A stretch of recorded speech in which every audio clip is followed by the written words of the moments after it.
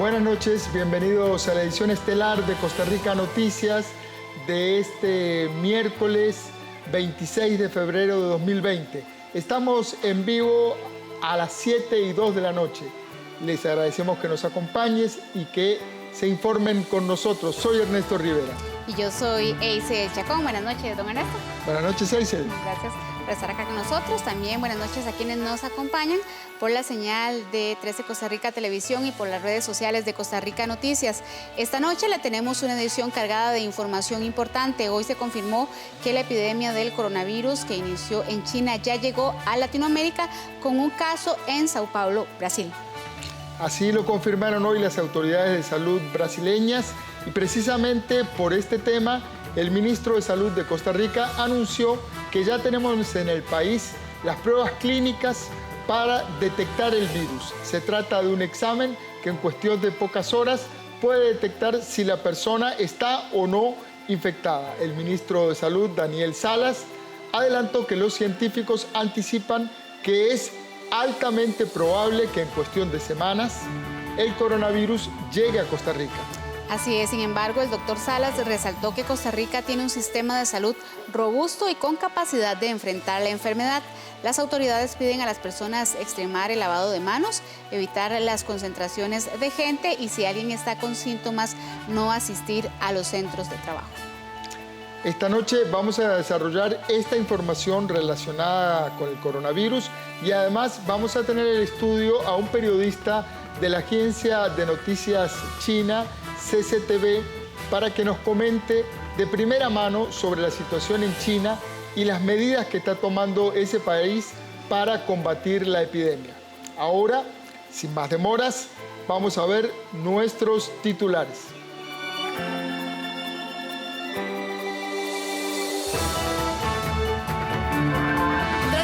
Del primer caso de coronavirus a Latinoamérica, Costa Rica anunció que ya tiene una prueba para diagnosticarlo.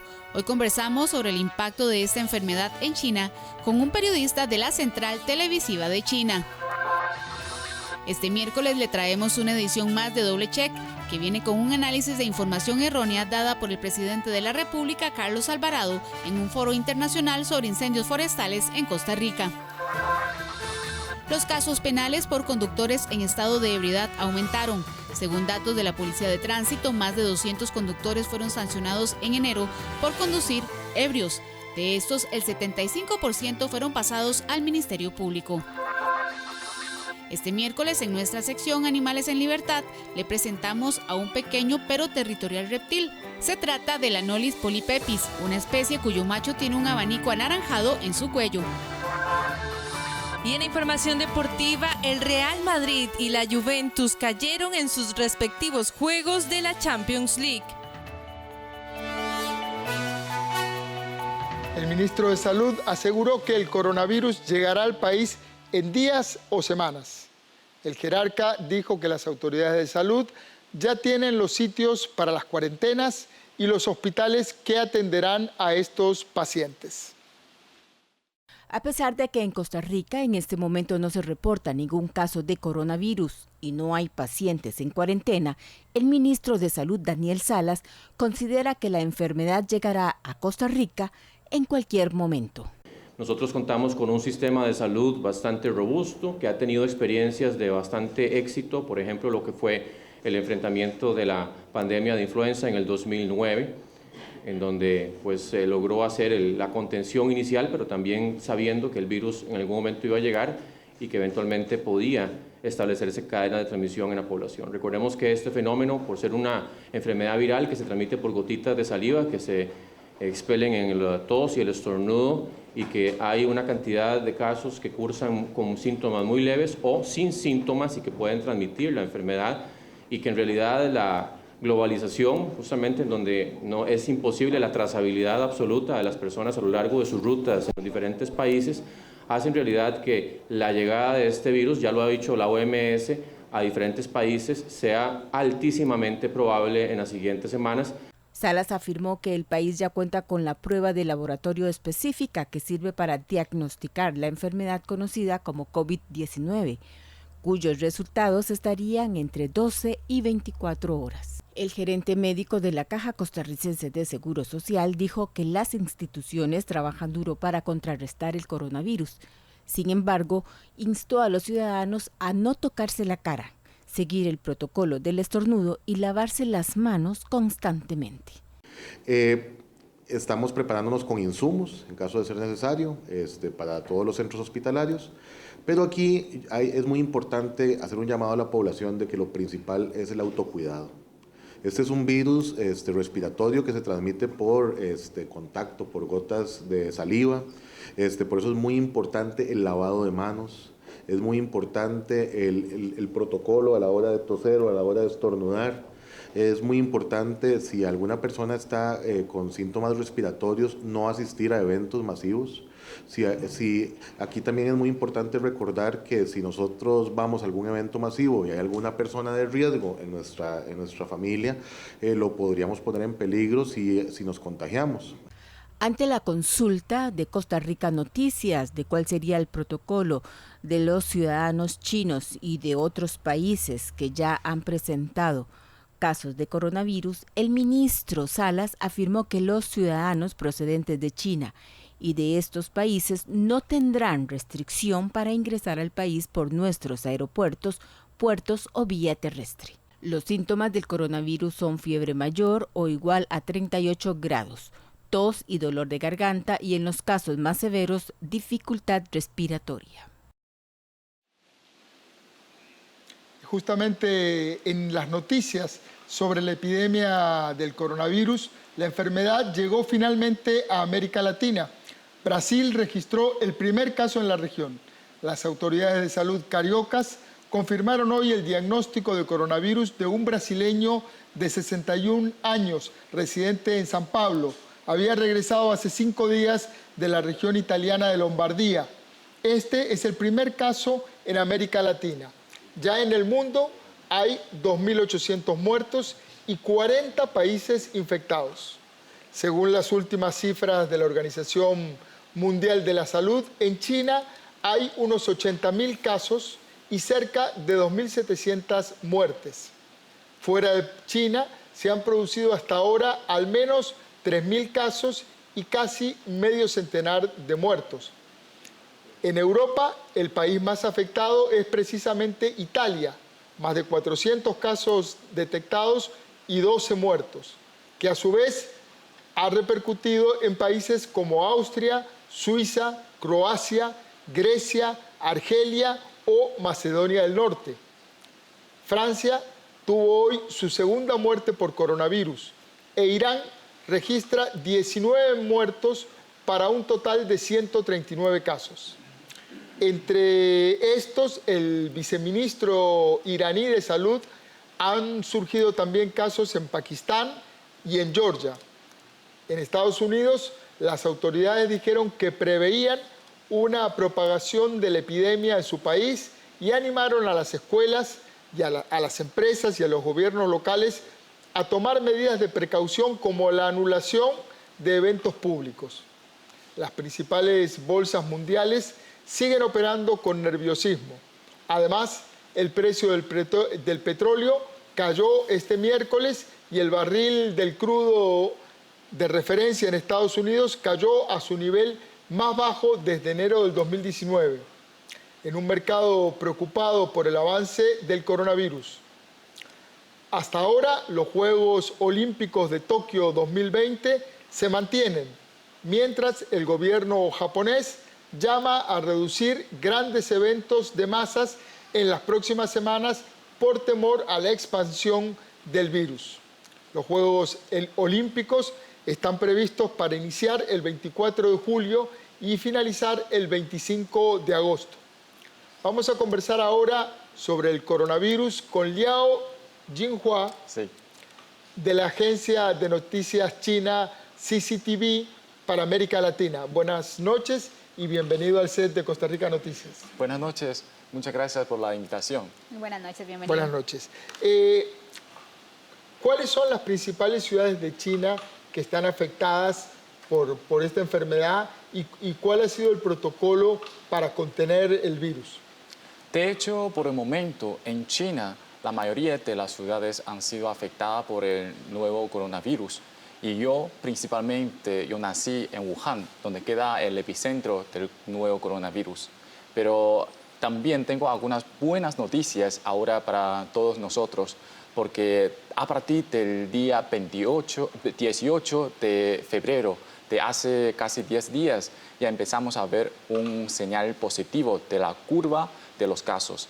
O sea, a partir de ese día, los nuevos casos confirmados suma con los nuevos casos sospechosos diarios. Ya son inferiores de los casos, o sea, los pacientes curados que fueron dados de alta por el hospital. Y la curva ya empezaron a bajar. Es decir, solamente es una cuestión de tiempo. Poco a poco vamos a mitigar esa epidemia en China. Precisamente en el tema de la economía y la producción nacional en China, ¿cómo ha afectado el tema del coronavirus? En China hablamos así. La crisis se traduce en Weiji, que significa en la crisis siempre está acompañada de nuevas oportunidades. Para nosotros, seguramente es un desafío bastante difícil para enfrentar, porque se trata de un nuevo virus para nadie que no tiene conocimiento de ese virus.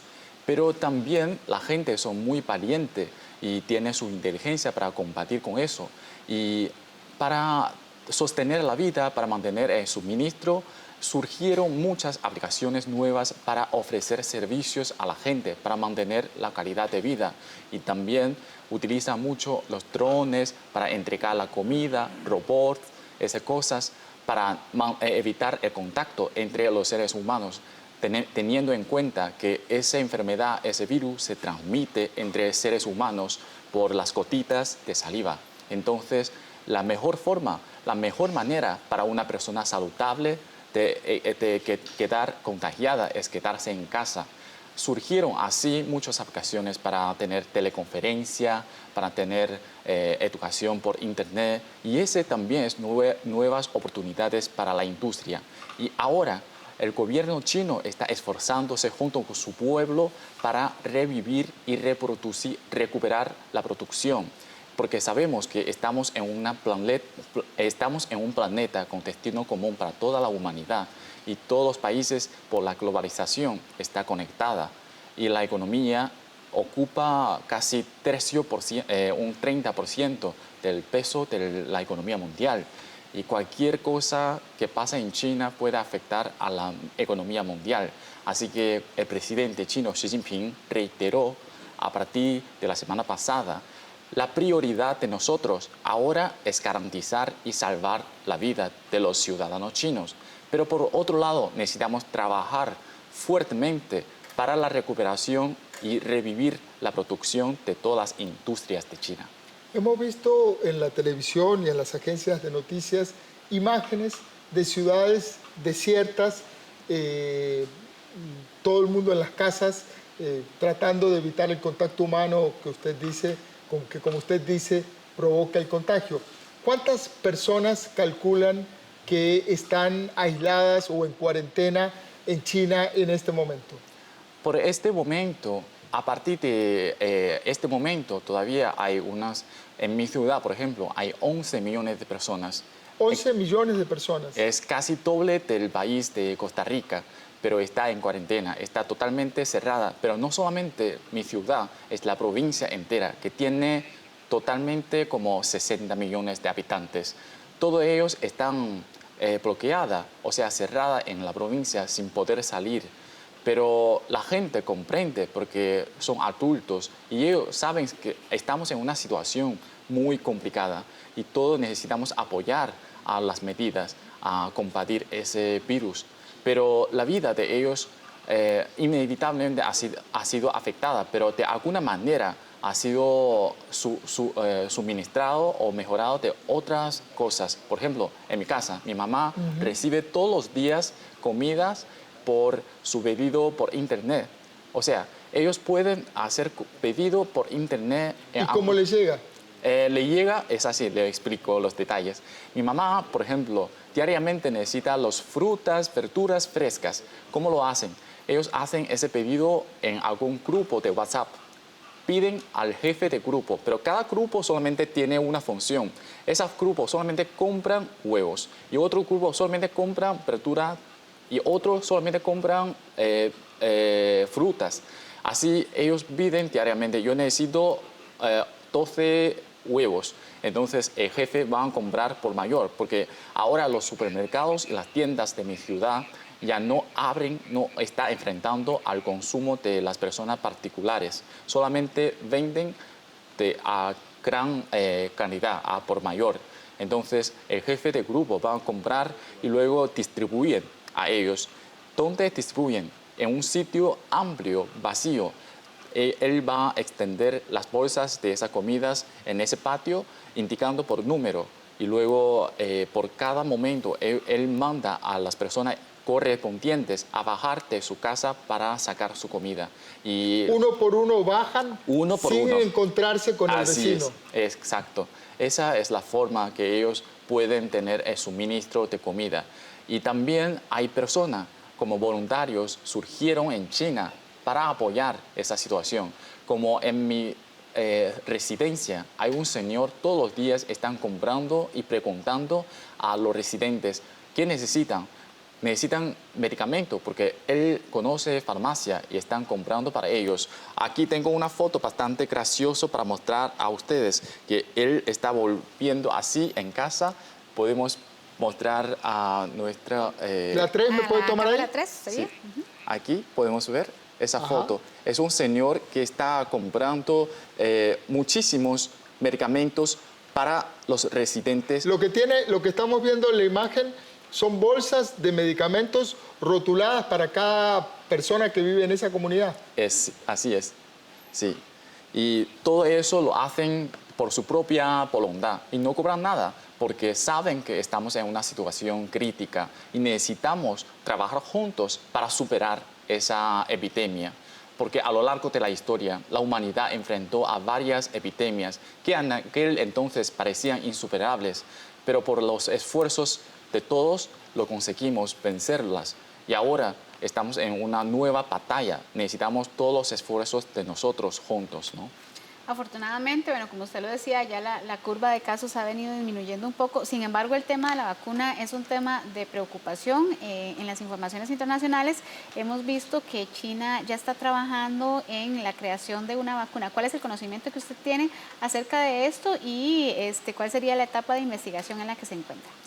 Según lo que se publique ayer está previsto de tener una vacuna preliminar hasta el final de abril, pero hasta el momento todavía no tenemos ningún medicamento específico para enfrentar esa enfermedad. Pero los forenses de China están haciendo una cosa muy extraordinaria, porque ellos empezaron a hacer la diserción de tres cuerpos fallecidos por esa epidemia.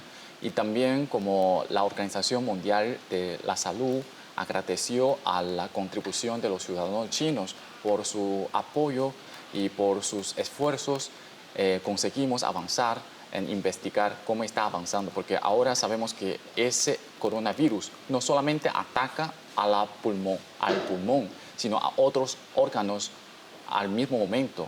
Entonces tenemos que tener respeto y mucho cuidado con esa enfermedad. Muchísimas gracias, Liao Junhua, sí. por su compañía, por la información que nos compartió y gracias por estar en el set de Costa Rica Noticias. Muchísimas gracias. Gracias a usted. Muchas gracias. Buenas noches. Buenas noches. Y en otras informaciones, Brasil confirmó el miércoles el diagnóstico con coronavirus de un brasileño residente en San Pablo que se convirtió en el primer caso de esta epidemia en América Latina. Veamos la información. Primer caso de un paciente con el nuevo coronavirus en América Latina. El Ministerio de Salud confirmó el miércoles el diagnóstico de un brasileño residente en Sao Paulo. Com isso, quando ele confirma positivo. Cuando la prueba tuvo un resultado positivo, hicimos una contraprueba por seguridad y control. Pero desde ese momento ya adoptamos las medidas, asumiéndolo ya como un caso en la práctica de atención médica con cuidados intensivos para él y sus contactos. De de cuidado intensivo dele e dos seus contactantes. El paciente de 61 años presentó los síntomas de la enfermedad tras volver el 21 de febrero de la región de Lombardía, en el norte de Italia. Allí se ha registrado la mayoría de los casos de infección en este país europeo. Fuera de China, epicentro de la enfermedad COVID-19, hay unos 40 países afectados, con medio centenar de muertos y 2.800 casos confirmados de contagio. Seguimos hablando de este tema porque el coronavirus irrumpe en España con 9 enfermos confirmados en tan solo 24 horas. El coronavirus irrumpe en España con 8 enfermos confirmados en 4 comunidades autónomas y con 1 millar de personas en aislamiento preventivo en un hotel de las Islas Canarias. Todos los casos menos 1 están relacionados directamente con el brote registrado en el norte de Italia. El más llamativo es el del Hotel ADG Palace de Tenerife, donde 4 clientes han dado positivo, una pareja de turistas italianos y 2 amigos próximos. 1 millar de personas entre clientes y personal del establecimiento están en cuarentena mientras se realizan las pruebas pertinentes. Este episodio ha provocado una gran inquietud en la isla, pues tiene como telón de fondo la celebración de los carnavales, los más famosos de España. También se han registrado casos en Madrid, 2, en Barcelona y en Castellón. En las 2 primeras ciudades, los enfermos habían visitado recientemente el norte de Italia. Sin embargo, el caso de la Comunidad Valenciana rompe el patrón de contagios fuera de España que se había observado hasta ahora, incluidos los de 2 turistas alemanes dados de alta hace tiempo. Y para completar la información sobre este tema, en el norte de América, en Estados Unidos, las autoridades de salud alertaron sobre la eventual propagación del nuevo coronavirus en ese país. Autoridades de salud de Estados Unidos alertaron el martes sobre la propagación del nuevo coronavirus en el país.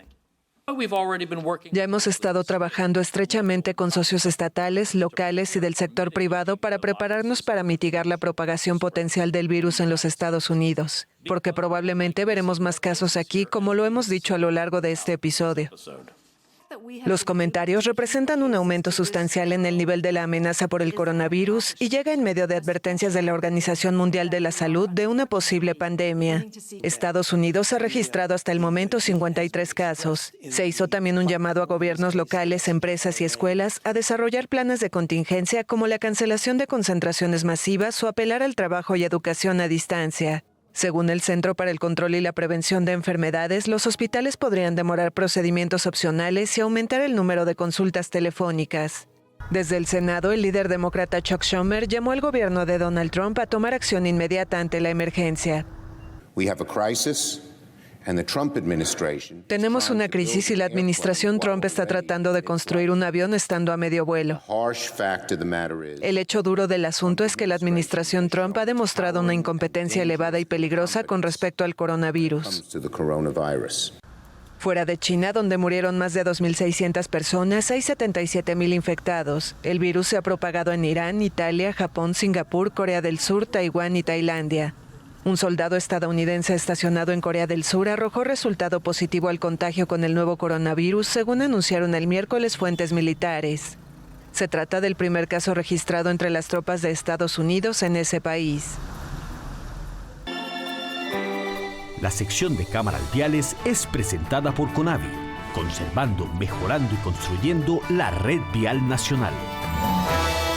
7 de la noche con 26 minutos, hacemos repaso por carretera gracias a la señal que nos facilita cámarasvialescr.com. En este momento le presentamos el cruce de Taras en Cartago en la ruta interamericana sur. Los vehículos que vienen entrando a la provincia son bastantes, sin embargo hay condiciones fluidas. A esta hora no se registran lluvias en la provincia de Las Brumas y hay buena visibilidad en ese sector. Nos movemos hacia la ruta 3 por el paseo de las Flores. La entrada a Heredia se ve congestionada, muy congestionada, tránsito lento, buena visibilidad y superficie de rodaje seca, pero mucha precaución, mucho tráfico y tránsito muy lento. De inmediato pasamos a la ruta 127, Lindora Radial de Belén. A esta hora condiciones muy favorables para transitar, buena circulación, buena visibilidad y superficie de rodamiento completamente seca. Nos movemos hacia la ruta 1 en las cercanías del Hospital México. En ambos sentidos la vía se ve con tránsito fluido, buena visibilidad, cargada pero con tránsito fluido, buena visibilidad y superficie de rodaje en óptimas condiciones. La sección de cámaras viales fue presentada por CONAVI, conservando, mejorando y construyendo la red vial nacional. Cuando son las 7 de la noche con 28 minutos, vamos a una pausa comercial, pero le recordamos que estamos en vivo mediante las plataformas de redes sociales de Costa Rica Noticias y también en la radio 101.5 FM Costa Rica Radio. Ya volvemos.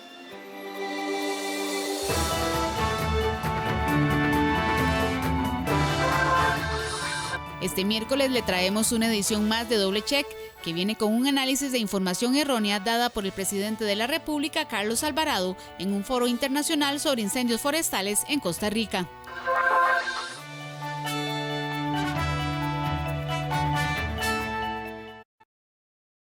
¿Cuántas cosas ha tocado hoy?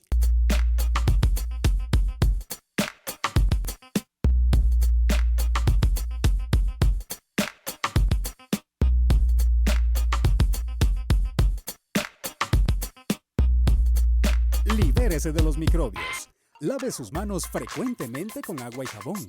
Cerciórese de frotar entre sus dedos, bajo las uñas y la parte posterior de sus manos. Caja Costarricense de Seguro Social. ¿Tenés alguna consulta, comentario o reclamo sobre nuestros servicios? SINAR te escucha. Ponete en contacto con la Contraloría de Servicios porque con tus críticas, vos ayudás a mejorar la programación, las producciones y la calidad de la señal que recibís de nuestros medios. Comunicate vía correo electrónico, por teléfono o a través de la página web. Contraloría de Servicios, un contacto directo entre el SINAR y vos. Esta es una invitación para que nos acompañes esta semana en Código 13, el programa de tecnología de SINAR Costa Rica Medios. En una entrevista de fondo vamos a estar hablando sobre los beneficios de la realidad aumentada y también conocemos acerca de recomendaciones importantes para los niños y las niñas de la casa en el uso del Internet. Te esperamos.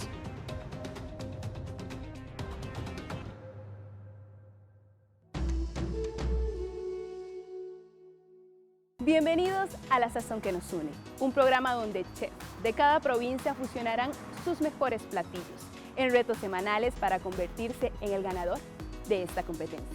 Productos tradicionales, recetas típicas de nuestro país y un montón de historias alrededor de un solo plato protagonizarán esta travesía por redescubrir la gastronomía costarricense.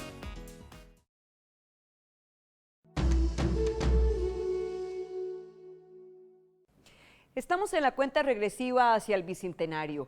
Pronto cumpliremos 200 años de vida independiente. Retomaremos en persona, de cara al Bicentenario, 4 ejes temáticos que nos retratan: movilidad, salud, violencia lastimosamente y también nuestra capacidad de diálogo. Los lunes a las 9 de la noche en persona. En persona, de cara al Bicentenario, con Evelyn Fachler, a las 9 de la noche. Solo por 13, Costa Rica Televisión. Y este miércoles tenemos una edición más con el proyecto Doble Check, este proyecto periodístico de auditoría ciudadana sobre la información pública que se difunde, que proviene del gobierno, que difundimos los medios. Hoy vamos a analizar una información errónea o engañosa. Así es. Dada por el presidente de la República, Carlos Alvarado, en un foro internacional sobre incendios forestales. Nos acompaña Darío Chinchilla, editor de Doble Check. Bienvenido a Costa Rica Noticias. Muchas gracias, Ernesto y Eiser. Buenas noches, Darío. Buenas noches. Cuéntenos qué nos tiene preparado para hoy. Bueno, básicamente lo que nosotros encontramos es que el presidente Carlos Alvarado tratando de hablar un poco sobre el buen manejo de los recursos naturales aquí en Costa Rica, presenta una imagen en la cual quiere usar como ilustración de cuán bien lo estamos haciendo, en la cual aparece básicamente todo Mesoamérica, en una imagen satelital en la cual aparece fuego en prácticamente todo el territorio, exceptuando en Costa Rica. El problema es que hay un detalle con esa información. ¿Y es? La imagen tiene varios problemas en realidad. El presidente, debo decirlo, no gana para sustos. Exactamente. Ha tenido una semana dura. Exactamente. Esto probablemente no lo desvelará, ya tiene suficiente para estar desvelado. El asunto con esto es que la imagen en particular, en primer lugar, tiene varios problemas. Se presentó como una imagen de la NASA. Ajá. No lo es. ¿No lo es? No lo es. Es una imagen que usó una herramienta de la NASA, pero fue bajada o fue fabricada, digamos, por una persona particular. Pero igual vos o yo podemos hacer una imagen similar también si nosotros nos metemos a esta herramienta.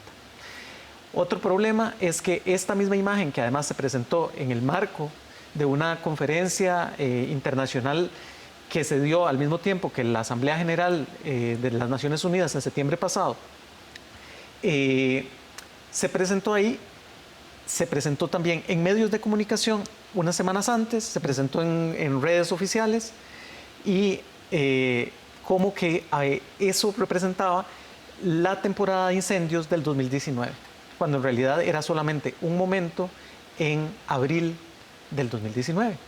A pesar de ello, está si uno se pone a ver en enero, en febrero, en marzo, en cualquiera de esos meses, si uno ve la información, aparece Costa Rica con más fuegos. Con más fuegos. Exactamente.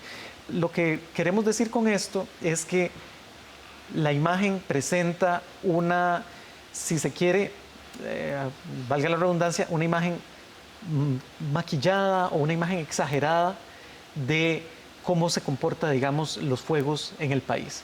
Y en realidad no hay forma de relacionar eso con el buen manejo que se pueda o no se pueda estar haciendo, que tenemos evidencia o por lo menos indicios de que efectivamente el país está haciendo un buen manejo en esos temas, pero esa no es la evidencia para mostrarlo.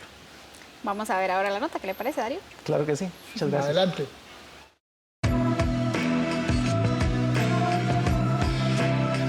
El presidente Carlos Alvarado afirmó esto en septiembre pasado. If you know Costa Rica, just beside Panama on the canal, Costa Rica is over there. Basically no fires. En ese foro en Nueva York, el presidente habló sobre cómo Costa Rica ha optado por soluciones basadas en la naturaleza. Dijo que, gracias a ellas, en Costa Rica básicamente no hay fuegos. La aseveración del presidente Alvarado choca con el balance reportado por el SINAC en enero de este año.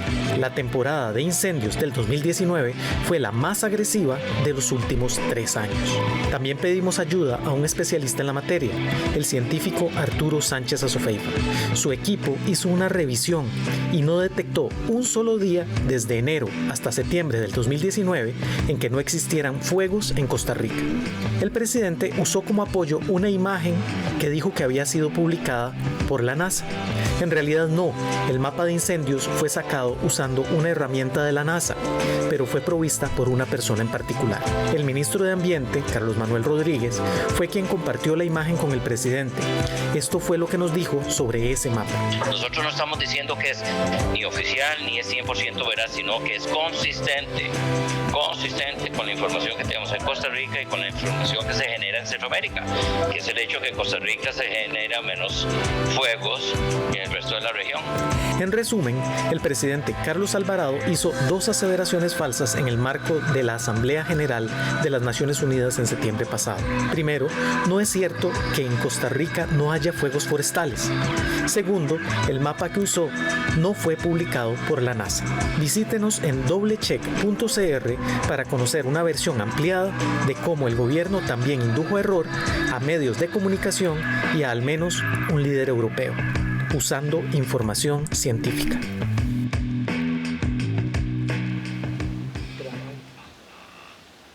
Una característica que veo del trabajo, los felicito por el trabajo, es que se trata de imprecisiones. y quizás lo pongo a opinar en un terreno un poco diferente al que a usted se siente más cómodo, pero es parte de mi trabajo, incomodarlo. Ok, adelante, es bienvenido. Hay una imprecisión que le es provista por un ministro. En esto hay una cadena, lo mismo ha ocurrido con el decreto, la firma del decreto creando la agencia de inteligencia de datos. ¿Cómo verificar la cadena de custodia de la información que le llega al presidente? En este caso, nosotros no tenemos verificación sobre el hecho de qué conocía y qué no conocía el presidente en el momento en el que expuso los datos. Lo que tenemos verificación clara es que el presidente, como cabeza del Estado, publicó una información engañosa. Y sea como sea, bueno, yo difiero un poco, digamos, de la aseveración que hace el señor ministro en cuanto a que no es información oficial. Bueno, si la está efectivamente exponiendo don Carlos Alvarado en uno de los foros más importantes del mundo, es información oficial, me parece a mí. Claro. Entonces, en este caso, con respecto a la pregunta en particular, no tenemos esa verificación. No tenemos esa verificación en cuanto a cuáles fueron los pasos que llevaron a asegurar la veracidad de esa información. Y de hecho, lo que nos damos cuenta es que ni siquiera el mismo don Carlos Manuel Rodríguez tiene conocimiento de qué es lo que está mostrando, qué es lo que le está dando al presidente, porque él mismo se muestra un poco contrariado cuando le decimos esa no es una imagen que corresponde a toda la temporada de incendios, sino que es solamente para el mes de abril. O esa imagen no es una imagen de la NASA, sino que es una imagen dada por una persona en particular. Entonces, lo que nos preocupa aquí, ya aquí editorializando un poquito, es justamente que aquí estamos hablando de información científica. Un poco lo que hablamos también en el video un poco más amplio, en que pueden visitar en doblecheck.cr, es la siguiente preocupación. Estamos en una crisis climática, en la cual hay varios actores que están pedaleando desinformación. Okay, ¿y qué sucede con eso? Agarran información con pinzas, inventan estudios, la sacan de contexto. La sacan de contexto, precisamente para decir no existe tal cosa como una crisis climática provocada por la actividad humana. ¿Qué es lo que sucede? Uno pensaría que las personas razonables, los estados, todos quienes queremos vivir en un planeta más sustentable, tenemos que justamente tratar de basarnos en los mejores datos disponibles y en basarnos en la ciencia. Entonces, eso nos parece un poco contradictorio con respecto a la vocería oficial del Estado, justamente publicando una información, primero que todo engañosa, solamente porque favorece la imagen del país. Y segundo, que al final de cuentas no está verificada. Quizás el valor fundamental de Doblecheck y de los trabajos de auditoría ciudadana y de la prensa en general es justamente diferenciar la propaganda, la publicidad de la información pura y dura. Uno puede sufrir con la información, puede estar contrariado con la información, pero los datos son los datos. Los datos son los datos, aunque un poco, digamos, aunque nos ponchen el globo. Eso es. Exactamente. Digamos, nosotros, por ejemplo, y eso es algo también que rescatamos en el trabajo más amplio, hemos estado refutando constantemente un mito nacional que es que Costa Rica ha doblado la cobertura forestal en los últimos 30 años. En realidad, Costa Rica nunca bajó, se piensa que llegó hasta 25%, incluso menos, 26% en realidad, o incluso menos. Pero en realidad las mediciones más recientes indican que nunca bajó a más de 40%, y sin embargo el Estado... A menos del 40%. Y sin embargo, el gobierno sigue repitiendo el mismo dato, porque suena muy bien, de que Costa Rica fue un país que se levantó de la deforestación. Claro. Y al final de cuentas, como dice usted, Ernesto, es algo que evidentemente nos quiebra un poquito el cristal, digamos, con que nos estamos viendo. Muy bien, Darío, muchísimas gracias. Nada más recordar la página web y hacer una pinceladita de los otros temas que las personas pueden ver en Doblecheck. Muy bien, perfecto. En este es doblecheck.cr. Para el próximo viernes en redes sociales vamos a tener un especial justamente sobre mitos del coronavirus. Excelente. Darío Chinchilla, del proyecto Doble Check. Muchas gracias por estar en Costa Rica Noticias, Darío. Muchas gracias a ustedes. Buenas noches, gracias. Ernesto. Y cuando son las 7 de la noche con 42 minutos, vamos a una pausa comercial, ya casi volvemos.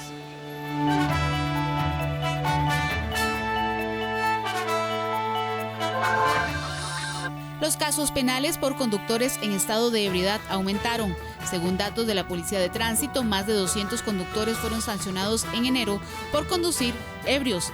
De estos, el 75% fueron pasados al Ministerio Público.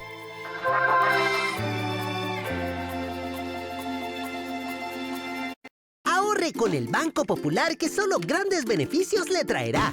Como a Pepe, que con su plan naranja pudo pagar el marchamo. ¡Qué salvada! O María, que con su ahorro a plazo pudo terminar sus estudios y ahora tiene un título universitario. Y Beto, que tuvo un imprevisto con su compu, pero con el ahorro de su cuenta naranja pudo comprar una nueva. Al igual que ellos, yo disfruto los beneficios de ahorrar con el Banco Popular. Solicite el suyo ya. Los latidos de Asia. La casualidad. Explorar. Pensar en un futuro. Migrantes en Latinoamérica. Coreanos en Argentina. Los miércoles a las 9:30 de la noche y los jueves a las 2:30 de la tarde. Solo en 13.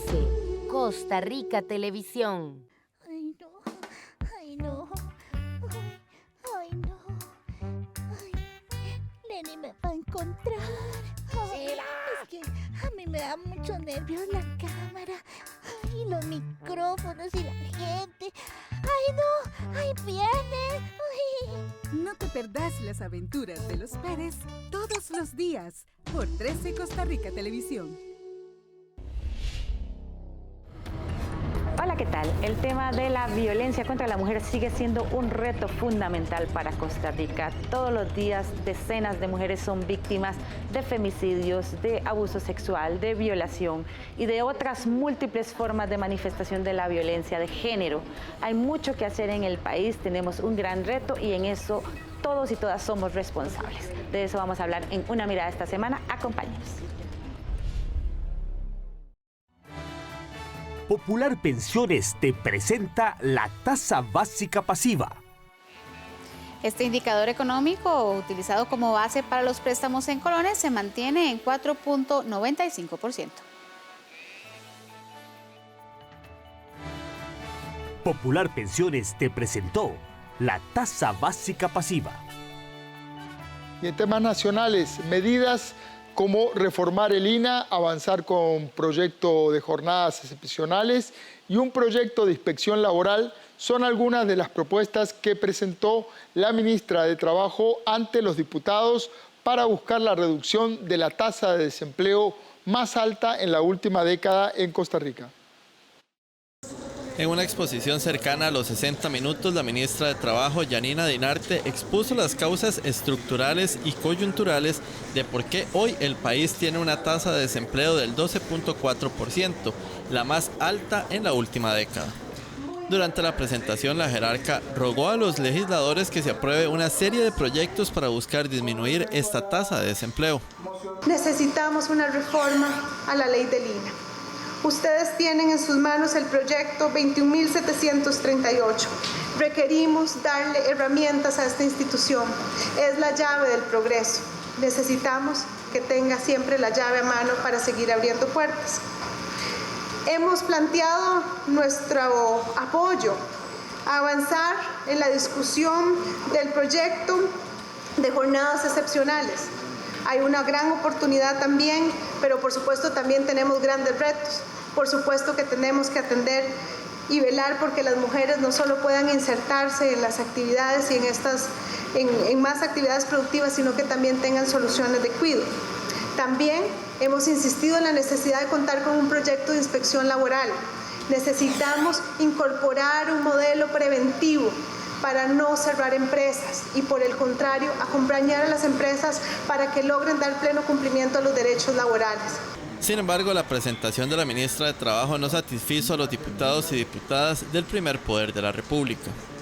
Parece que hay poca autocrítica y reconocimiento de las cosas que se han gestionado mal, muchas generalidades o atribución a factores externos y poca claridad en las propuestas que se presentan para solucionar esta problemática. A ver, ella habla muy bonito y tiene una muy buena presentación. El asunto es que cómo se le va a explicar al del día a día, al costarricense del día al día, que en estos momentos está desempleado o que acaba de perder su negocio, que no hay una forma inmediata de ponerse otra vez a reactivar otra vez el negocio que está haciendo. Pero también quisimos conocer qué tipo de propuestas son las que han hecho los legisladores para buscar bajar el desempleo desde la Asamblea Legislativa. Hablemos de que yo presenté 2 proyectos y ahí lo tuvo la subcomisión donde estaba gente del PAC que no les dio pelota, que era el proyecto Cerrar y el proyecto Fusionar.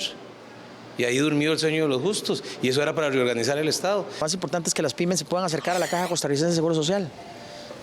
Pero la manera como se trata a las pymes en la Caja Costarricense de Seguro Social es nefasta. Si una pyme cerró porque no le estaba yendo bien y quiere volver a abrir, y en el periodo que estuvo cerrada no se dio de alta, cuando esa pyme regresa a la Caja Costarricense de Seguro Social, le cobran todo el tiempo que estuvo cerrada, le cobran multas y le cobran intereses. Entonces, usted era una pyme que estaba funcionando, ¿cómo se va a llegar a acercar a la Caja Costarricense de Seguro Social si, como digo yo, la van a estar esperando con un mazo, con un bate de béisbol de metal y la van a maltratar? Le voy a poner un caso, el caso de las plataformas tecnológicas de transporte.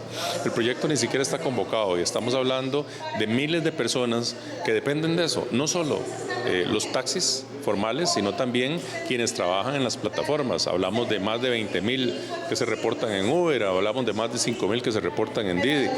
Según los datos del Instituto Nacional de Estadística y Censo, las mujeres son las que muestran la tasa de desempleo más alta con 16.7%, mientras que los hombres tienen una tasa de desempleo del 9.6%. Los pescadores nacionales exigen limitar el espacio de pesca de los barcos atuneros extranjeros en mares costarricenses. Al considerarlos competencia desleal, los representantes de los palegreros nacionales piden que se prohíba a los grandes atuneros pescar en la denominada zona marítima exclusiva. El proyecto es analizado por diputados y diputadas en un proyecto de ley. Entonces nosotros lo que estamos pidiendo es lo mismo que usted acaba de señalar ahí. Dentro de nuestra zona económica exclusiva, que puedan pescar los pescadores nacionales y que estas flotas que tienen una gran capacidad de extracción puedan pescar fuera y que sigan siendo normados a través de la investigación que realiza la CIA. Para los pescadores nacionales, las embarcaciones atuneras foráneas sobreexplotan el recurso y por eso la urgencia de sacarlos. La iniciativa se basa en criterios similares a los usados contra la pesca de arrastre del camarón, que también fue prohibida por su impacto. Haciendo una analogía con el proyecto de camarón, en este caso, ¿cuál sería la pesca selectiva de atún que se pretende con este proyecto? ¿Y qué opinión tienen ustedes, ya que esta iniciativa no se ajusta a la resolución de la sala y a la del contencioso administrativo, igual como lo señaló con el proyecto de camarón? La propuesta que nosotros venimos a decirles es que dentro de nuestra zona económica exclusiva no haya cerco. Y si no hay cerco, se cumple todo lo que, no sé quién es el servicio técnico está comentando. Sí, en las aguas internacionales, la CIA tiene un gran estudio y tiene mucha información de lo que es recurso atún en aguas internacionales, en todo lo que llamamos Océano Pacífico Oriental. El proyecto que propone limitar el área de pesca de los barcos atuneros extranjeros se discute en la Comisión de Agropecuarios de la Asamblea Legislativa. Las autoridades de la Policía de Tránsito muestran preocupación por el aumento de casos penales que se dan entre los conductores que manejan bajo los efectos del alcohol. Según los datos de la Dirección de Tránsito, más de 200 choferes fueron sancionados en enero anterior por conducir en estado de ebriedad. El 75% de ellos terminó en el Ministerio Público. El mes de enero dejó a más de 200 conductores sancionados por la Policía de Tránsito, ya que fueron sorprendidos conduciendo bajo los efectos del alcohol. Esta situación enciende las alarmas de la Dirección de la Policía de Tránsito, debido a que el 75% de estos detenidos debió ser trasladado al Ministerio Público por los altos grados de alcohol en la sangre a la hora de realizar la alcoholemia. Solamente en el mes de enero detectamos 212 personas con alcoholemia positiva. Una cuarta parte de esta cantidad de personas se multó por ebriedad administrativa, es decir, una multa contenida en la ley de tránsito. Las 3/4 partes, que es lo más alarmante, fue remitida al Ministerio Público a responder por una causa de conducción temeraria. Los 212 casos positivos representan el 13.5% del total de las pruebas realizadas en enero, que fueron 1.563. Si esto se compara con las cifras del 2019, hay un leve aumento porcentual de 0.5%, ya que en el 2019 se arrojó un 13% de casos positivos de más de 1.600 testeos realizados. Variable, es un dato que se mantiene vivo, no es estático. Lo preocupante es que se sigue sorprendiendo, ya sea de una manera administrativa o ebriedad penal, a gente conduciendo en estas condiciones. Deberíamos todos hacer conciencia, deberíamos todos entender y que eso fuera una tendencia a la baja. No obstante, vamos a redoblar esfuerzos, seguimos haciendo los controles que hacemos en carretera para seguir sacando a esta gente de circulación. En el rubro que también existió un aumento fue el de los casos penales, pues pasaron de 148 a 149. Esto pese a que en el mes de enero del presente año se hicieron 39 pruebas menos respecto a enero del 2019. Los cartagineses no están de acuerdo en que el ARECEP le aumente a la empresa Lumaca un 30% de más en el pasaje de Cartago-San José y viceversa. Para los usuarios no es justo que la tarifa pase de 630 colones a 820. Esto porque las unidades no están en buen estado y presentan carencias. 1.250.000 usuarios de la empresa autobusera Lumaca que viajan de Cartago a San José y viceversa podrían pagar en los próximos días una tarifa de 820 colones por viaje, es decir, un aumento del 30% más. Y es que este miércoles la Autoridad Reguladora de los Servicios Públicos, ARECEP, convocó a una audiencia para conocer la posición de los cartagineses sobre el aumento de 190 colones solicitado por la empresa autobusera. Sin embargo, en Costa Rica Noticias le consultamos a quienes viajan en los buses de Lumaca si procede esta iniciativa y esto fue lo que argumentaron. No les dan mantenimiento, no deberían subirlos, la verdad, porque están sucios. Por dentro están sucios. Es demasiado porque de verdad que a uno le cuesta. Si aumentaran también así los salarios, no hay problema, pero los salarios no son apenas básicos. Y lo peor de todo es que en lo que es el aumento de los buses, las calles no están muy bien y un mal servicio de buses también. O ponen más trenes y quitan estos buses que quedan parados en Cartago, por la Florencio Castillo. Tienen unos pedazos de buses que se les mete el agua. Las ventanas no sirven y abajo hasta que suena todo. Pues ya que ustedes han montado buses de esos viejos, para que se den cuenta. Sí, pero es fatal, esto es increíble, pero así es. Lo que estamos viviendo nosotros, lo estamos viviendo como estaba Saxa, igual. Como está ahora la situación, yo pienso que 25 o 30 colones ya uno lo siente. Ese es mi parecer, no sé. La audiencia de ARECEP fue fijada para las 5 de la tarde de este miércoles en las instalaciones de la Asociación Integral del Sector Norte en Cartago Centro. No obstante, al cierre de esta edición aún continuaba la reunión con los brumosos. Y a las 7:55 de la noche estamos en vivo en Costa Rica Noticias y vamos a un corte, pero enseguida volvemos con mucha más información.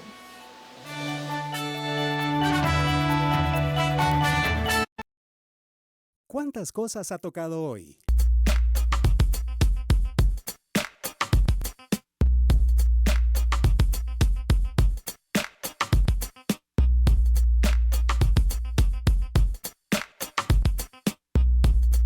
Libérese de los microbios. Lave sus manos frecuentemente con agua y jabón. Cerciórese de frotar entre sus dedos, bajo las uñas y la parte posterior de sus manos. Caja Costarricense de Seguro Social. Costa Rica es pura vida.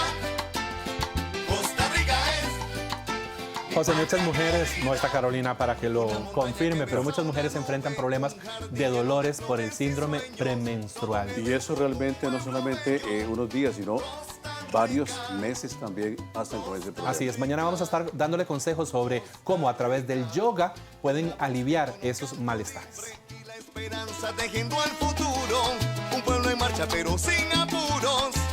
Costa Después de haber sufrido un atraco violento en el que perdió la vista, Francina Hungría decidió dedicar el resto de sus días al trabajo por la comunidad ciega de su país. Ella está convencida de que poco a poco se pueden transformar vidas en la medida en que las personas invidentes, sus familias y la comunidad se junten y se organicen para generar nuevas y mejores oportunidades. Fuerza Latina, los sábados a las 12:30 de la tarde y los lunes a las 2:30 de la tarde, solo en 13, Costa Rica Televisión. Su papá dijo que tenía que seguir. Y no le va a hacer caso. A ver. Ay, sin el señor suena más bonito. ¡Acábelo, échelo en la bolsa! Usted no sabe, yo veo la rueda de la fortuna en familia ahí tomando café. ¡Ay!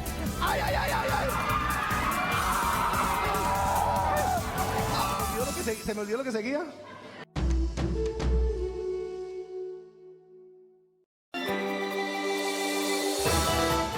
Y vamos a nuestra sección Animales en Libertad. Esta noche le presentamos a un pequeño pero territorial reptil. Se trata del Anolis polypepis. El Anolis macho tiene un abanico anaranjado en su cuello. Veámoslo.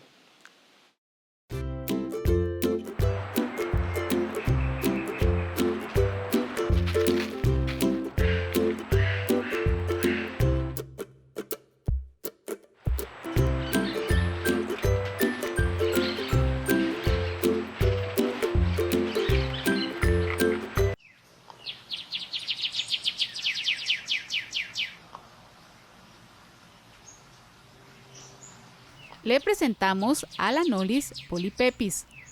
Los machos alcanzan una longitud máxima desde el hocico hasta el ano de 53 milímetros y las hembras de 48 milímetros. Los machos se distinguen con facilidad de las hembras por la presencia de un abanico anaranjado que se extiende en su garganta. El color de la mayoría de los individuos es pardo liso o con manchas, pero algunas hembras tienen una marcada franja blanca. Esta especie es altamente territorial, sin embargo varía entre machos y hembras. El cortejo y la cópula empiezan en la estación lluviosa, es decir, entre los meses de mayo y junio. El periodo de incubación es de más o menos 50 días. Los machos pasan la mitad del día activos interactuando con otros machos. La lagartija es un depredador de emboscadas sobre los invertebrados como insectos de cuerpo suave, larvas, saltamontes y las cucarachas que forman el volumen de su dieta. Los depredadores de los polypepis incluyen mumotos y los trogonidos y muchas especies de serpientes y lagartijas, además de mantis religiosas y de esperanzas, quienes se les ha visto comiendo juveniles. Se encuentra en bosques pluviales a elevaciones bajas y medias del sureste de Costa Rica. Se le encuentra posada en la vegetación del estrato inferior en un hábitat sombreados.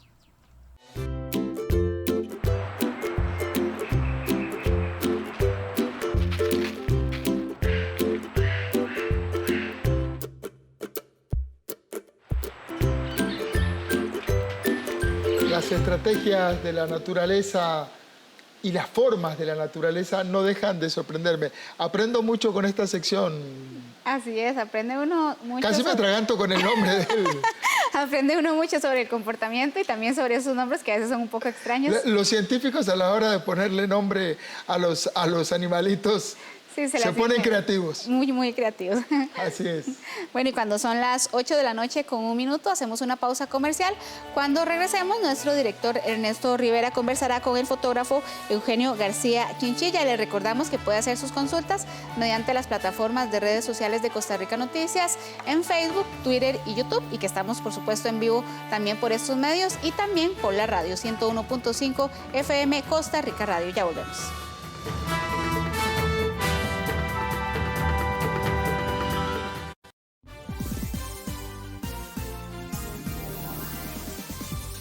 No se pierda el sorteo de la Lotería Nacional.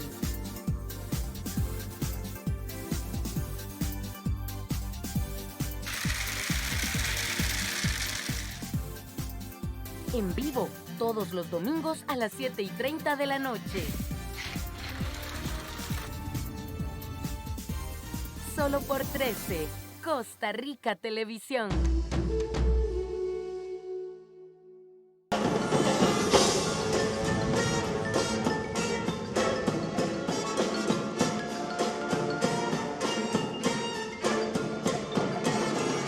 El Festival Cervantino 2019, solo en 13. Costa Rica Televisión.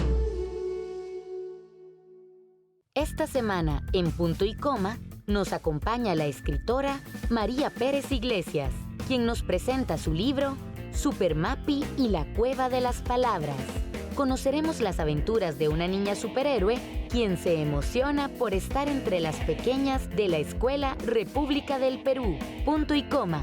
Nuestros libros tienen la palabra. Los domingos a las 12:30 mediodía. ¿De pronto hay arreglos musicales propios? En ningún momento lo pensamos para que fuera, digamos, una banda importante en Costa Rica. Solo queríamos tocar. A veces uno va con la corriente y uno no sabe. Esa es la manera en que he empezado a vivir desde que tomé esa decisión.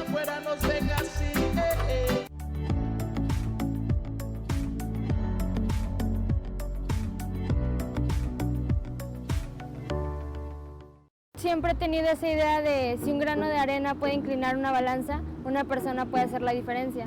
Si yo lo viví, pues hay otros niños que también lo pueden vivir, que a pesar de la escasez se puede salir adelante. Y yo quiero que para estos niños la ignorancia sea una elección.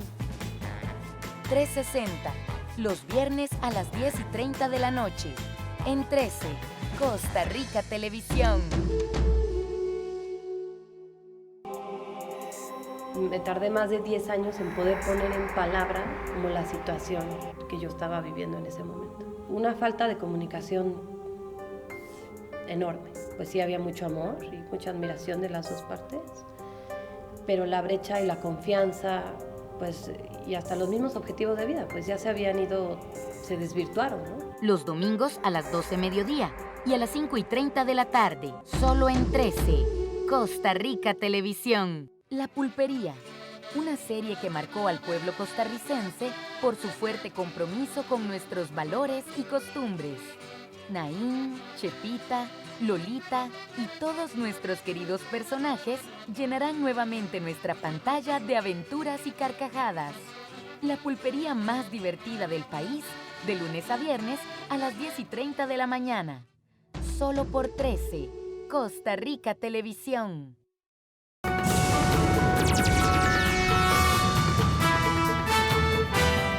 Buenas noches, gracias por continuar conectados a la señal de Costa Rica Noticias. Estoy en vivo a las 8:05 de la noche, soy Ernesto Rivera.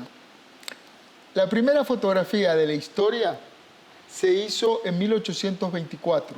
La hizo el científico francés Nicéphore Niepce, no sé si lo estoy pronunciando bien, utilizando una cámara oscura, una placa de peltre recubierta en betún.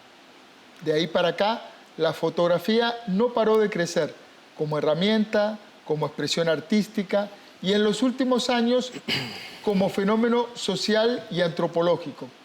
Justamente ayer, las agencias de noticias dieron cuenta de una mujer que en Cali, Colombia, cayó desde un piso 27 por tomarse un selfie. Una de las técnicas de la fotografía que a mí como espectador más me conmueve es la fotografía en blanco y negro. El trabajo analógico, con película, con líquidos de revelado y cuarto oscuro, es uno de esos oficios maravillosos que están cada vez más en retirada. Eugenio García es uno de los maestros de ese oficio. Utiliza la luz, los lentes, es heredero de la escuela francesa de grandes fotógrafos callejeros como Cartier-Bresson o Robert Doisneau. Tiene un ojo privilegiado para la instantánea y la luz. Trabaja como fotógrafo en distintas áreas, como la fotografía de producto o la fotografía de arquitectura. Es también un coleccionista de cámaras analógicas y su huella está en la fotografía en blanco y negro. Bienvenido al set de Costa Rica Noticias, Eugenio García. Muchas gracias, don Ernesto. Muy complacido de estar aquí y buenas noches a la audiencia. Excelente. Dicen por ahí que saber leer y escribir no te convierte en Borges o en Hemingway. Hoy se están tomando más fotos que nunca en la historia de la humanidad. Todos tenemos cámaras realmente potentes. ¿Cuánta fotografía se está haciendo hoy realmente? Difícil decirlo, pero pienso que mucha, Ernesto, realmente muchísima. Imagínense que todo el mundo tiene prácticamente una cámara a la mano en su celular, si pensamos que la mayoría de la gente tiene un celular, y pasan tomando fotografías. Entonces realmente multiplique usted buena parte de la población mundial por ese número de fotografías que se hacen y tenemos muchísimas. Pensaba que todos nos volvimos manipuladores de cámaras, pero no somos fotógrafos. Usted es fotógrafo. ¿Qué constituye a un fotógrafo? Bueno, hay un aspecto, me parece, profesional en el sentido de que, bueno, yo me dedico a la fotografía, vivo de eso, ¿verdad? Hago fotografía de producto, como usted lo mencionó, trabajo haciendo fotografía arquitectónica, fotografía comercial, pero ciertamente tengo una vena más personal, que es mi foto callejera, mi foto en blanco y negro, la que a usted le gusta, que es la que yo he desarrollado ya desde hace varios años. Y creo que lo que me convierte en fotógrafo, o lo que convierte a alguien en fotógrafo, es la pasión por la fotografía. Yo he visto muchas personas con el tiempo empezar prácticamente de cero, no saben mucho, y hoy puedo decir que cuentan con un trabajo admirable. Y eso es la pasión, la constancia, estar ahí siempre tratando de mejorar, practicando, estudiando. ¿La pasión por capturar una imagen? Sí, la pasión por capturar una imagen. Ahora, hay muchos tipos de imágenes. Hay gente que se dedica más a hacer fotografía, qué sé yo, paisajes, retratos. Yo, pues pienso, que a mí me concierne que me gusta más el instante decisivo, del que hablaba Cartier-Bresson, que usted mencionó. Pero también en algunos momentos practico una fotografía más pausada, ¿verdad? Más pensada, en el sentido de que pongo mi cámara, analizo muy bien el encuadre, la composición, y hago una foto de paisaje o hago un retrato, por ejemplo. En ese sentido, un fotógrafo pasa, y ahí es donde creo que está la diferencia entre ustedes los fotógrafos y nosotros los que tomamos fotografía porque tenemos una cámara.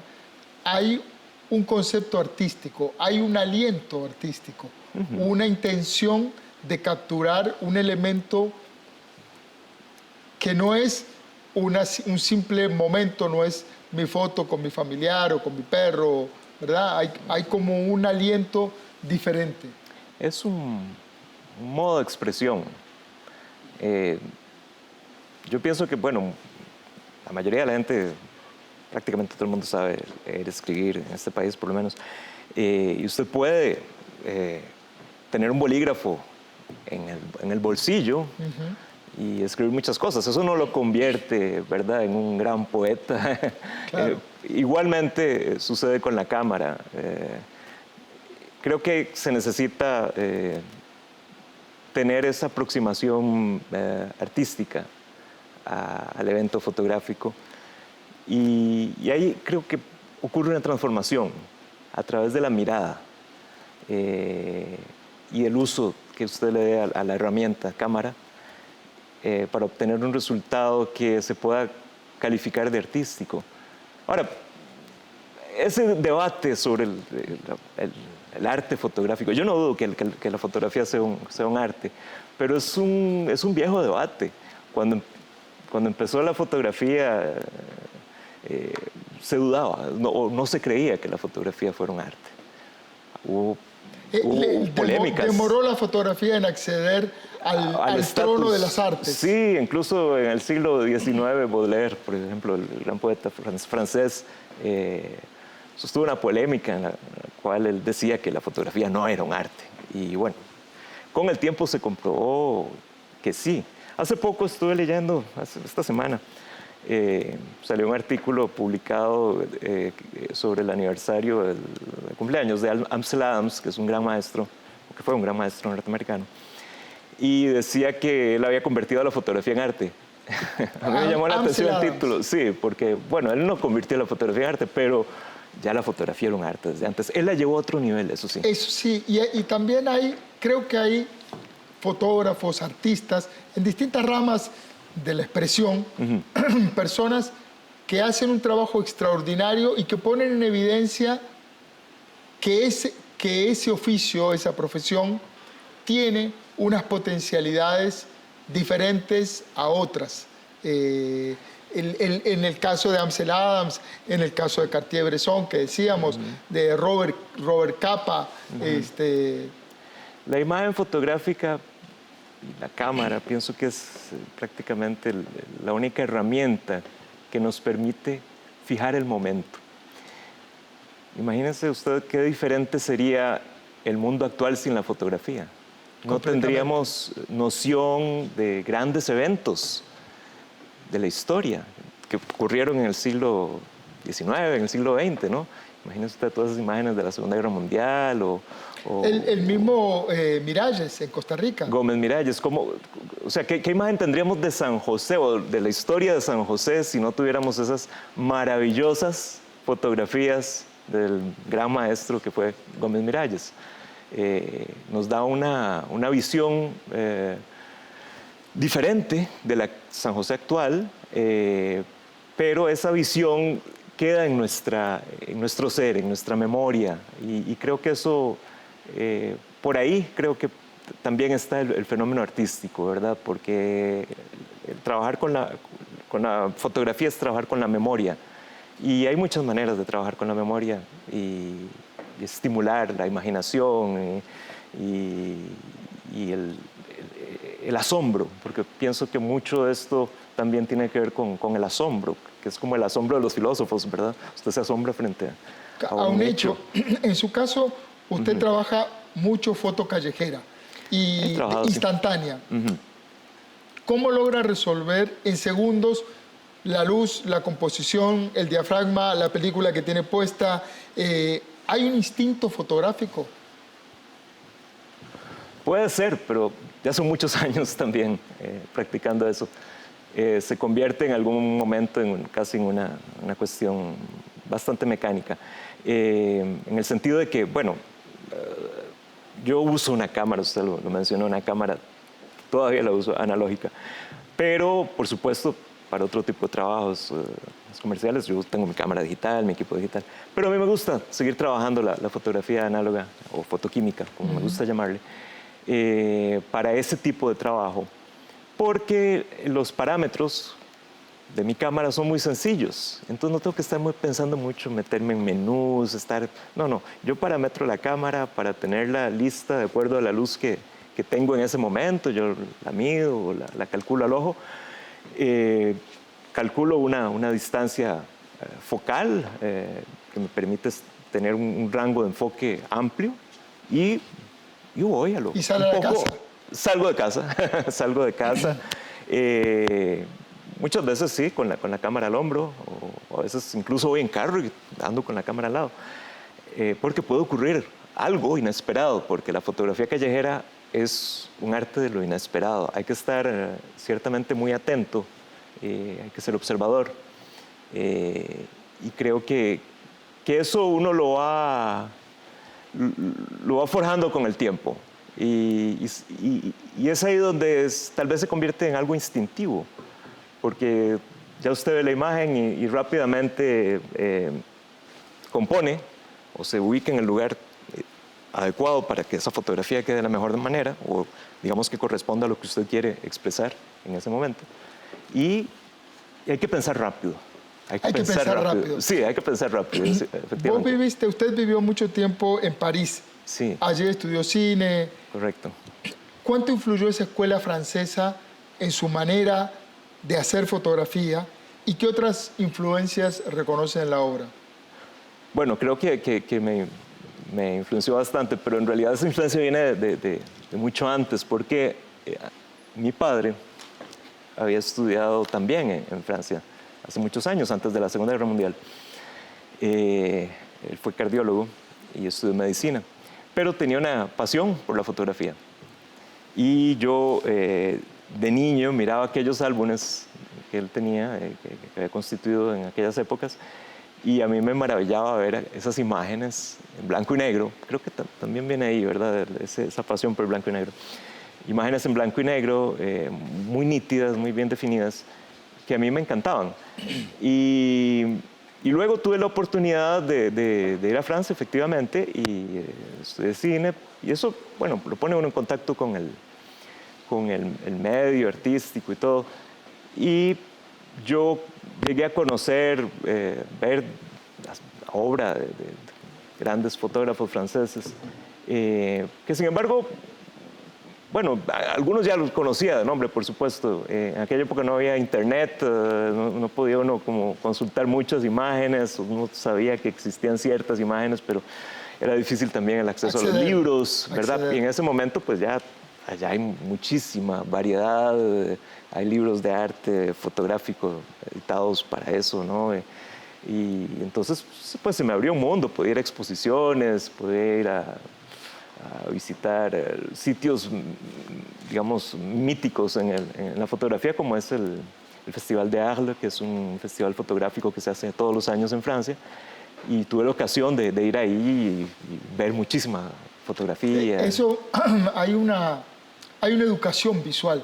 El consumir fotografía, sí, el ver buena fotografía, afina el ojo. Sí, creo que sí, porque con el tiempo se da uno cuenta que hay sutilezas, ¿no? En el arte fotográfico que a veces no son perceptibles de primera entrada, porque uno tiene en alguna manera, o sea, de alguna manera tiene que recrear a través de esa fotografía aquello que el fotógrafo vio, o tal vez uno también está añadiendo algo de su propia subjetividad, y eso es interesante en la fotografía, porque yo le puedo mostrar una fotografía a usted y a otra persona y puede ser que no interpreten lo mismo con respecto a esa imagen. La lectura. Porque hay una lectura de la imagen, efectivamente. Y sí, la imagen, hay ciertos códigos, ¿no? en imagen. Y es cierto que la frecuentación de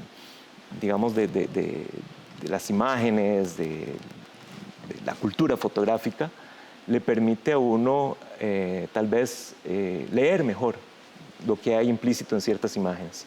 ¿Qué le aporta a una foto la posibilidad de controlar el impacto de la luz, el revelado de esas imágenes? ¿Cómo reacciona la película a eso y el artista a esos elementos? La luz es todo. Fotografía es una palabra que está compuesta, que significa escribir con luz. Entonces es una escritura que utiliza efectivamente la luz para lograr la expresión. Creo que uno también con la práctica se vuelve sensible a cómo la luz puede estar creando una situación que fotográficamente va a resultar adecuada. Creo que ahí es parte del pensar rápido que hablábamos antes, porque no solo tomar una imagen, sino también ver cómo la imagen, cómo la luz en esa imagen está ayudando a crear sentido. Eso también es parte del juego y del arte fotográfico, ¿verdad? La luz usted la puede controlar en estudio, hay fotógrafos que se dedican exclusivamente a... En el revelado. Bueno, también en el revelado para el caso de los fotógrafos que son, digamos, de tendencia fotoquímica. Se piensa a veces que el arte fotoquímico está muerto, pero en realidad no. En los últimos años se ha visto un renacer de esto. Y hay nuevas generaciones que son nativas digitales, pero que están muy interesadas en el arte fotoquímico y llegan a veces me llegan a preguntar cosas o yo veo como el mercado, incluso en la fotografía, aunque sea un mercado de nicho, ha ido manteniéndose, incluso con ciertas expansiones que parecían que antes pues no eran posibles. Y ese revelado, pues por supuesto que también aporta a la manera en que usted se expresa, porque no es solo hacer la fotografía, también es la impresión de la fotografía. Y ahí hay como una traducción de aquello que usted captó en el negativo, y para el caso de la fotografía digital, en el archivo, porque también funciona desde el mismo principio, digamos, de luz y capturar sobre un soporte, y luego una traducción a un soporte impreso, ¿verdad? En el caso de la fotografía fotoquímica, porque no hay otra manera de verlo. Claro, pensaba ahora que lo escuchaba que hay una, en este momento, en este siglo y en este momento de la historia, estamos acostumbrados al instantáneo. Uno se va, sí. uno toma una fotografía e inmediatamente mira el teléfono, no me quedó bien, vamos con otra, hagamos otra toma y tal. Es cierto. En el caso de los fotógrafos analógicos, los que todavía utilizan película, hay una demora y hay una expectativa en cómo habrá quedado esa toma. Es emocionante. Hay una emoción sí, descubrir, hay un descubrir sí. el fruto del trabajo en el estudio, en el cuarto oscuro. Claro. Ahora, esa demora puede prolongarse mucho.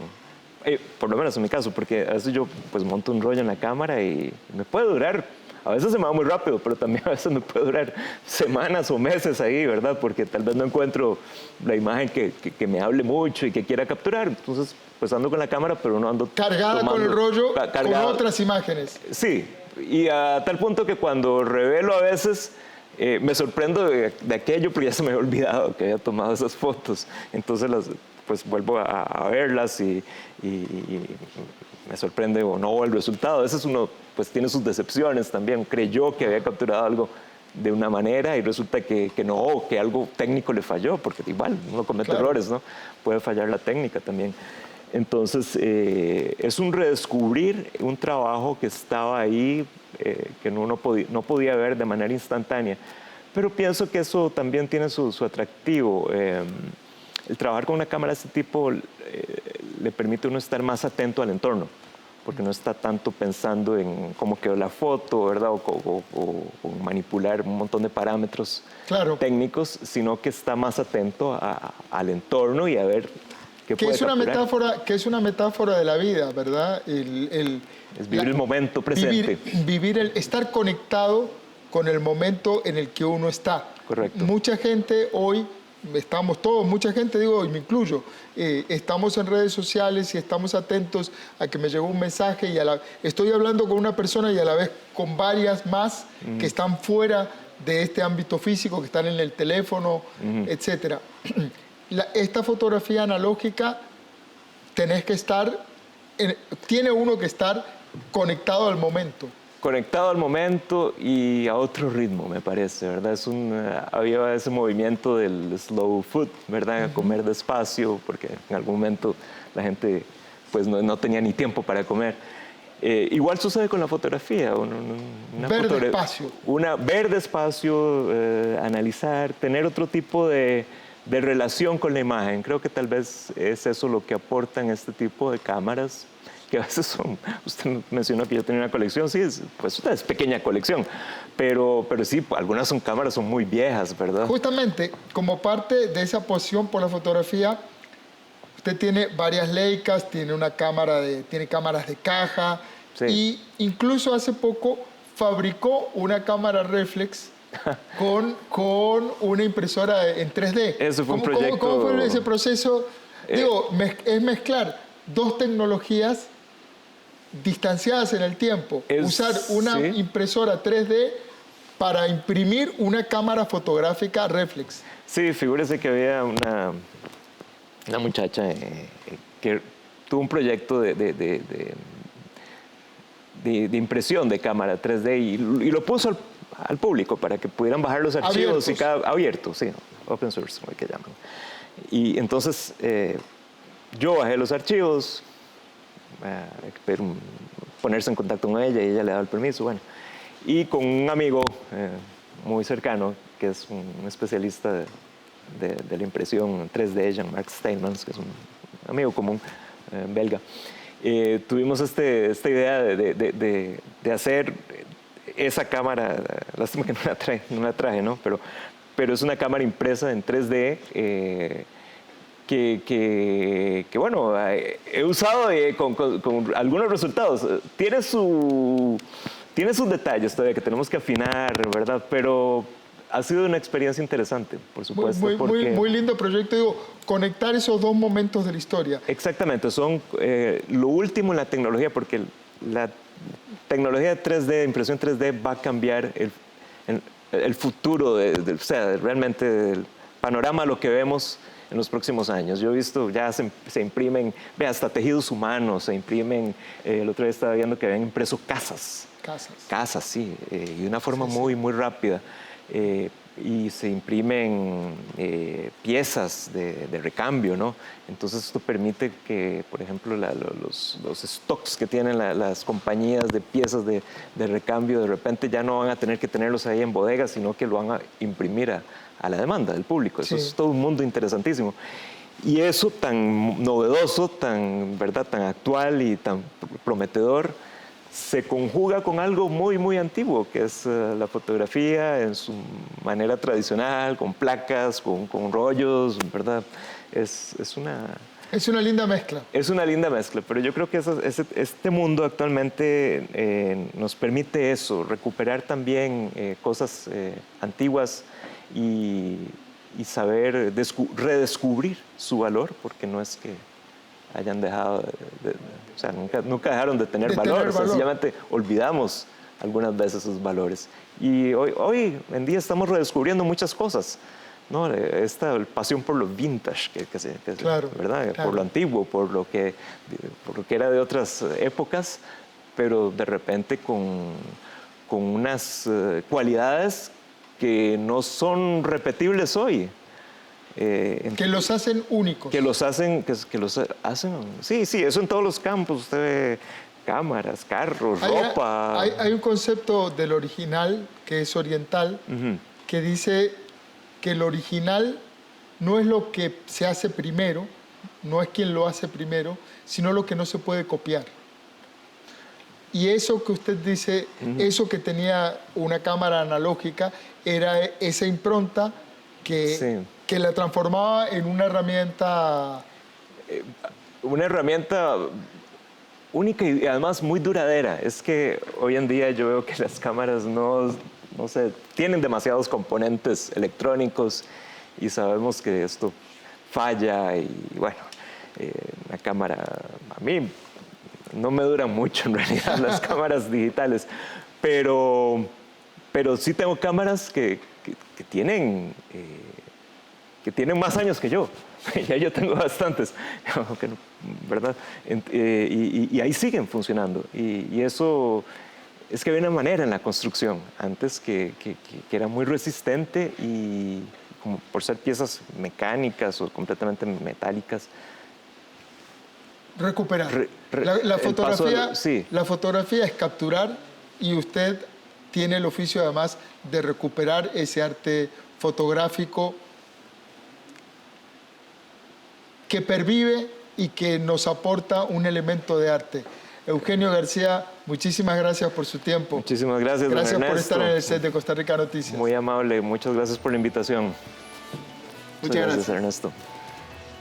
Y a ustedes, muchísimas gracias por su compañía. Gracias por estar ahí con nosotros. Recuerden, trabajamos para usted. Somos la televisión pública de Costa Rica.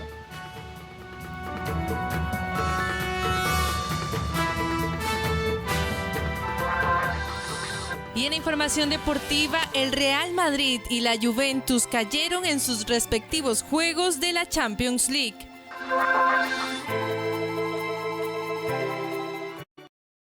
Un cerebro inteligente que sea capaz de respetar los sentimientos ajenos. y un corazón noble. Esas dos cosas son todo lo que necesitan. Con esas dos cosas, todas podrán hacer una verdadera diferencia. Como siempre, lo está.